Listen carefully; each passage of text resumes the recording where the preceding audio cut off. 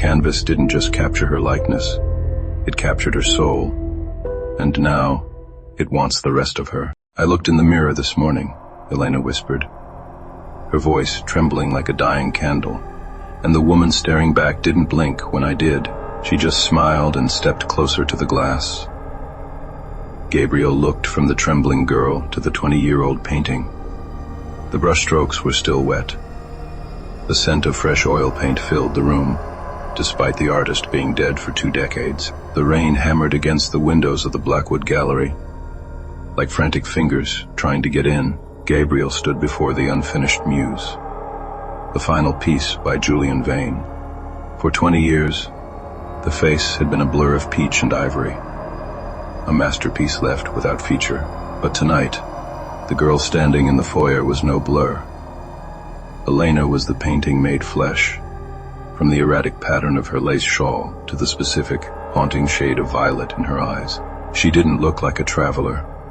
She looked like a ghost, seeking a haunt. Gabriel felt a chill that had nothing to do with the storm. Elena's hands were stained with charcoal, and she shook as if she were holding back a scream.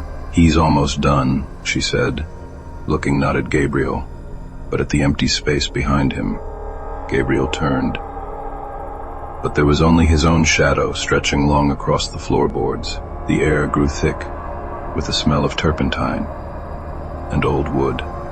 Elena claimed she had never been to Blackwood, yet she knew the layout of the gallery perfectly.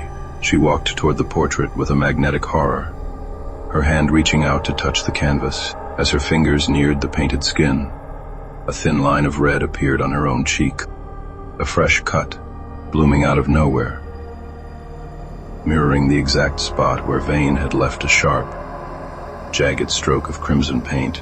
Gabriel locked the gallery doors. But the feeling of being watched didn't fade. He sat Elena down in the back office, away from the haunting gaze of the muse. She explained that for weeks, her reflection had been lagging behind her movements. It started with a second's delay, a blink that didn't match, a smile that lingered too long. Then, the reflection started changing its environment. She would be in her modern bathroom, but the mirror would show a dusty Victorian studio. "I ran because I saw a man in the glass," she whispered. He was holding a brush, and he looked so hungry. Gabriel tried to be the rational investigator, but the evidence was literal and bloody. The cut on Elena's cheek was deep, and it wasn't healing. It looked like wet paint instead of flesh. He checked the security cameras, hoping for a logical explanation. On the screen, he saw himself talking to Elena, but in the reflection of the office window, Elena wasn't there at all. Gabriel was talking to an empty chair that was rocking back and forth on its own. He looked back at the girl, sitting 3 feet away from him. She felt warm, she breathed, and she wept. Yet, the digital eye saw nothing but a vacuum. The realization hit him like a physical blow. Elena wasn't the victim running from a hunter. She was the hunt itself, a manifestation of an obsession that refused to stay buried in the grave. They moved to the basement archives, hoping the thick stone walls would offer some distance from the supernatural tether. Gabriel began digging through Julian Vane's old journals, searching for any mention of a model or a pact. The pages were filled with frantic sketches of Elena, in various states of distress. Vane's writing became more erratic toward the end, speaking of stealing the light to make his work immortal. Elena sat in the corner, her breathing becoming rhythmic and heavy. Gabriel noticed that the light in the room was dimming, but not because the bulbs were failing. The shadows were actually growing, stretching out from under the furniture like spilled ink. "He told me the world is just a canvas," Elena said, her voice sounding deeper, layered with a metallic resonance. "He said the people outside are just sketches, but the people in the paint live forever." Gabriel found a photograph tucked into the back of a ledger. It was Julian Vane standing next to a mirror. In the mirror, the artist was painting, but his subject was the very basement they were currently standing in. The date on the photo was today's date, 20 years in the future. Gabriel looked up and saw a spectral easel manifesting in the center of the room. A translucent figure began to take shape, holding a palette of colors that didn't exist in the natural spectrum. The air turned freezing, smelling of grave dirt and linseed oil. The ghost of Julian Vane didn't look like a man. He looked like a collection of sharp angles and jagged shadows. He didn't speak, but the sound of a brush scraping against canvas echoed off the stone walls. Every time the brush moved, Elena gasped in pain. A new stroke of blue appeared on the ghost's invisible canvas, and a massive bruise blossomed across Elena's ribs. Gabriel grabbed a heavy iron poker from the fireplace, swinging at the apparition, but his weapon passed through the mist like smoke. "Stop it," Gabriel shouted, but the artist was focused. Vane was finishing his masterpiece using Elena's life force as the pigment. Gabriel realized the girl was fading, becoming more transparent with every passing second. The room began to distort, the walls turning into flat, painted surfaces. The door they came through was no longer wood. It was a painted image of a door, impossible to open. They were being pulled into the two-dimensional reality of the painting. Elena reached for Gabriel, her fingers turning into oily smears of tan and pink. "Don't let him finish," she pleaded, but her mouth was losing its ability to form words. The artist moved his hand for a final stroke across the eyes. Gabriel scrambled to find a way to break the logic of the art. He grabbed a bottle of cleaning solvent from a shelf, realizing that if Elena was paint, he had to be the eraser. It was a desperate, terrifying gamble with her life. Gabriel splashed the solvent onto the floor, where the artist's feet should be. The ghost hissed, a sound like steam escaping a pipe, as the floorboards beneath him began to dissolve and run like wet watercolor. The distortion slowed, but Elena screamed as the chemicals touched her shadow. She was tethered to the work. Gabriel realized that to save the woman, he had to destroy the original portrait upstairs.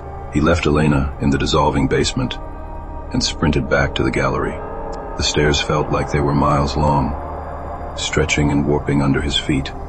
The paintings on the walls turned their heads to watch him pass, their eyes full of a malicious envy. They wanted to be real too.